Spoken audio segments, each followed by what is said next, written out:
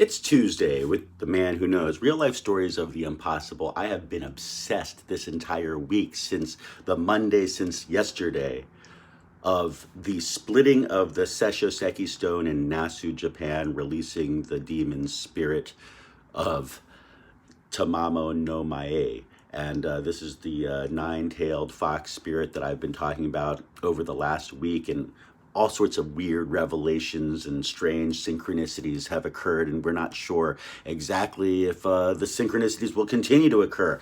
But actually, truth be told, I've been very, very intrigued just by how many people have actually gotten interested in this. And the comments that I've gotten have all been very interesting. Somebody who allegedly lives in Nasu says that things are breaking and doors are opening and glasses are shattering and flying across the room where they live. And I have no idea what's going on. My feeling is, the dude said, what can I send you? And I'm just like, don't send any of that to me.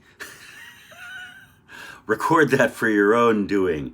That would be your own real life story of the impossible.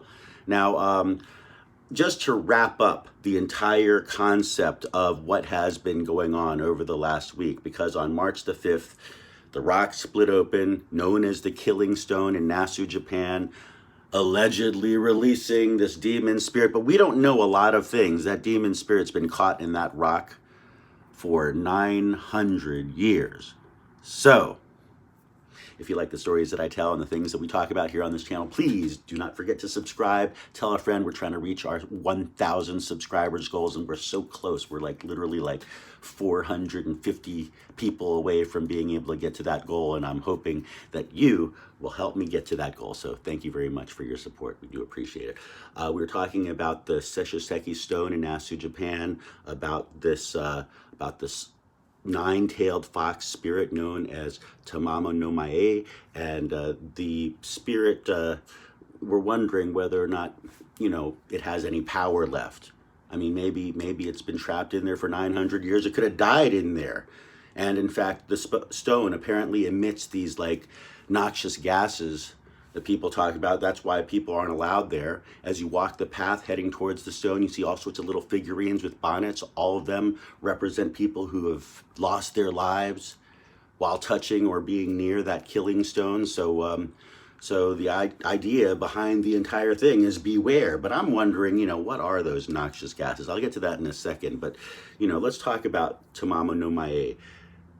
Does having been trapped in the stone cause her to be weakened as a spirit?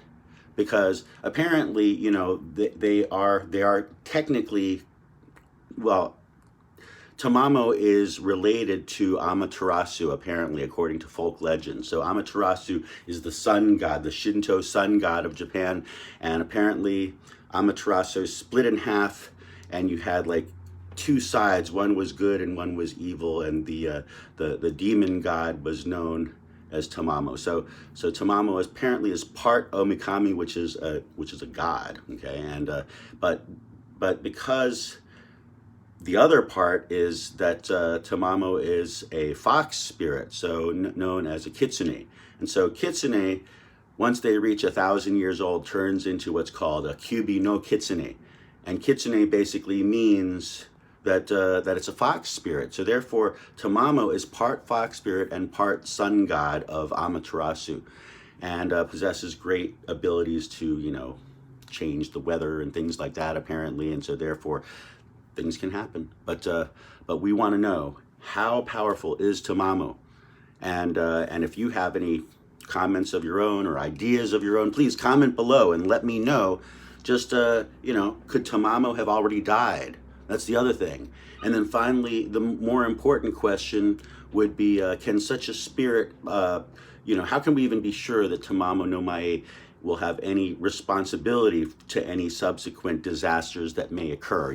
If, for instance, a plane crashes, as was predicted by my weird cards yesterday, or if some flood occurs, or some fire occurs, or some earthquake occurs, how can we be sure that it has the fingerprint of Tamamo behind it?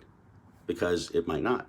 And so you know, how do we know that that dude who's saying that all the crazy stuff is happening to him in Nasu could that be just a poltergeist, or could that be Tamamo? So, you know, how do we figure that all out? So would there be any identifying marks to prove that it was Tamamo? Finally, I just have to skeptically ask, are there any actual noxious gases still coming out of Sessho-seki? And if they are, what are they, and what kind of a stone is that? So I'm very, very curious about that. Uh, to me, I feel like that might be the most paranormal thing about the story. However, comment below. Let me know your ideas behind the folk legend of Tamamo. This is my last episode of this. Tomorrow, we're going to talk about poltergeists, because that dude, Pablo, actually did bring up a whole bunch of interesting ideas behind just what are these demons that are around us. And so we're going to talk a little about poltergeists. We'll talk a little about Ouija boards tomorrow. We look forward to seeing you then, 11:30 a.m. on the Pacific time, 2:30 p.m. on Eastern time. And if you're more interested in the kind of mentalism, magical types of things that I might do for a living in my normal career, you can go to my website at themanwhoknows.tv and subscribe to my newsletter. You get a free gift. It's a gift of manifestation. So if you want to manifest something, subscribe to my newsletter. We'll see you tomorrow.